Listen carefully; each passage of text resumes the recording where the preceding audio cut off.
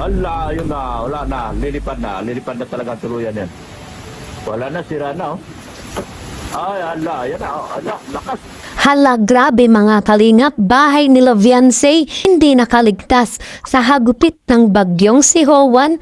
At dahil dito mga kalingap pamilya nila Viancy sobrang nalungkot sa mga pangyayari. So yan po mga kalingap, ang ating pong topic, sabay-sabay po natin itong alamin at pag-usapan. At syempre mga kalingap, para sa kabuuan po ng video nito, panoorin nyo po muna baga hanggang dulo nang sa ganun akma ang inyo po mga opinion at komento. Pero bago po yan mga kalingap, bago po natin tuluyang pag-usapan ang atin pong topic, isa muna pong mapagpalang araw sa inyo pong lahat.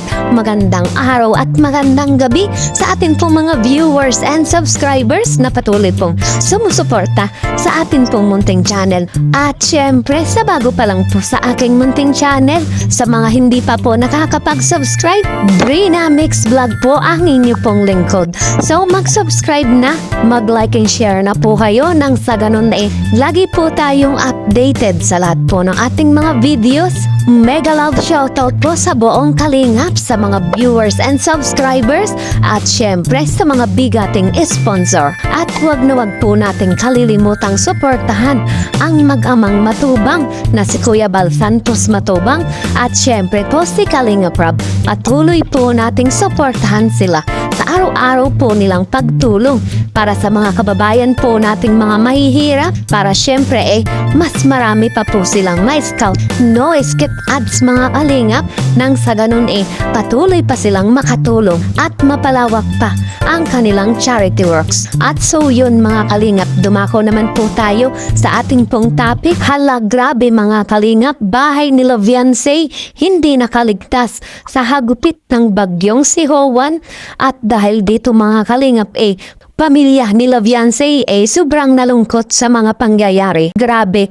Kaya ito nga po yung kinakatakot nga po nila Viancy dahil sa mga ganitong sitwasyon nga po mga kalingap. At talagang kitang-kita din naman natin na lagi talagang pinupunteriya. Kumbaga kasi unang-unahan mga kalingap ito nga lugar po nila Viancy dito nga po sa Daet. At alam naman natin diba na napakatindi, napakalakas ng bagyong si Howan. Kahit ano pa ang paghahanda na ating gagawin kapag napakalakas at napakatinding bagyo ang mananalanta sa atin talagang wala na tayong magagawa. Lalo na diba na dun sa probinsya nila Viancy, mahirap din sa part na pag sa mga ganyan nawawalan talaga ng kuryente, diba? Hindi alam kung ano na yung nangyayari. At hindi na makakapag-update dito kay Papeds natin, lalo na sa Team Kalingap, kung ano na ang mga nangyayari, di ba? At nakakalungkot man pong isipin ang sinapik ng mga kababayan po nating nakaranas ng matinding hagupit ng bagyong Howan. At isa na nga po dito ang lugar nila Viancy, na hanggang sa ngayon nga po kawalan ta rin ng daloy ng kuryente ang kanilang nararanasan,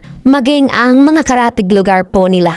At sa kabatiran po natin sa mabilisang pakikipag-ugnayan ng mga barangay opisyalis upang mapadali ang pagsasaayos ng linya ng kuryente, nagkaroon ng malawak ang pagtutulungan ang mga kinaukulan. Maging ang ilang mga reaktor ng Kalingap wala nga pong bagong update sa kanilang mga channel dahil nga po sa kawalan ng signal. So yun, pag-usapan naman po natin na ang atin pong topic, bahay po nila Viancy hindi rin po nakaligtas na makaranas ng hagupit ng bagyong si Howan. At ang mga magulang nga po ni Viancy sobrang nalungkot sa mga pangyayaring ito. Sa sobrang lakas nga po ng hangin, ang ilang part ng bubong ng bahay nila Viancy sinalimpad ng hangin.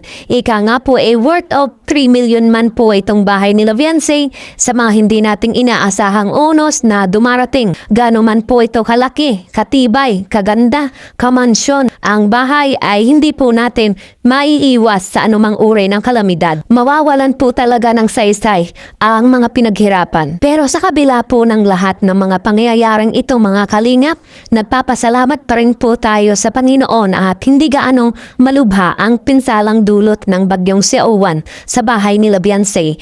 At ang pinakamahalaga po dito ligtas ang pamilya ni Viancy. At anuman pong pinsala ng bahay nila Viancy napakadali naman po itong kumpunihin. At sa sitwasyon naman po ni Kalingap Edo sa panahon po ng kabagyuhan, naging maayos naman po ang kalagayan. Maging ang kanilang tahanan wala naman pong napinsala pinsala. Safe po sila Beyonce guys. Kahit gaano po kalakas ang bagyo, kahit pag signal number 10 ba yan, hindi po masisira ang bahay ni Beyonce. Gawa po sa semento yan. Oh, ay naku, nabutas ang bubong ni Beyonce, oh. Sobrang lakas ang hangin, mga kalingap, oh. Oh, no, nabutas, oh. Grabe, malulot.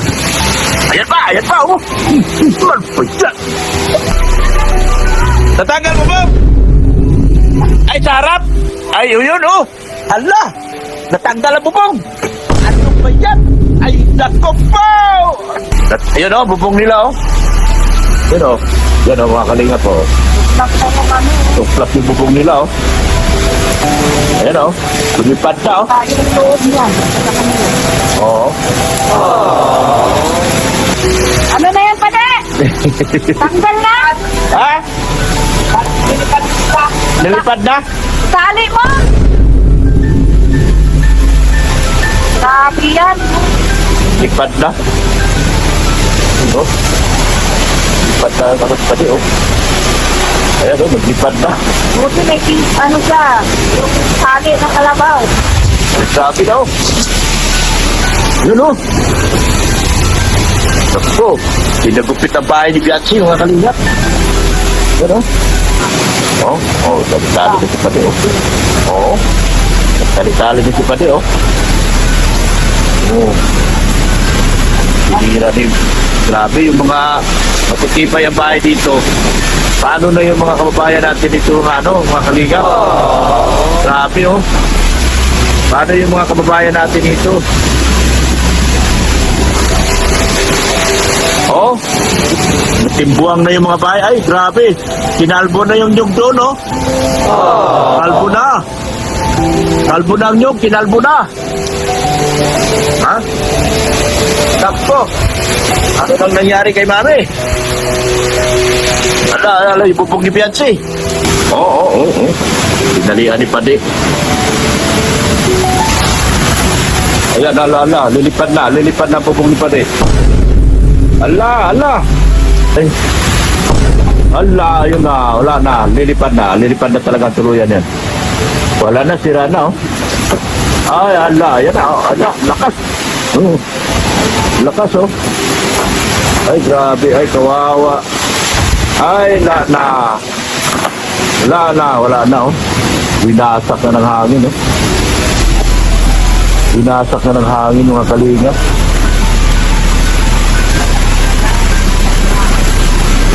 Kahit anong tali ni Padi, baliwala na.